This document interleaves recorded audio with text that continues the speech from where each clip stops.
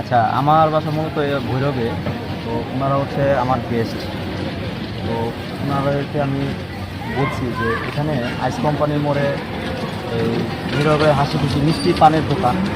আচ্ছা, এখানে খুব সুস্বাদু এবং স্বাস্থ্যসম্মত এখানে পান পাওয়া যায়। কি বিভিন্ন ধরনের পান এখানে পাওয়া যায়।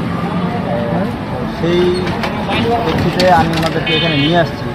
তো ওনাদেরকে পান খাওয়ানোর পরে একজন বেনারসি পান খেয়েছে, আরেকজন ওই শাহী পান খেয়েছে। তারা মানে যেরকম আমি প্রশংসা করছি ঠিক সেরকমটাই তারা পাইছে। এই জন্য এটা আসলে আমাদের ভৈরবের একটা খুবই ঐতিহ্যবাহী দিনে দিনে তারা হয়ে উঠতেছে।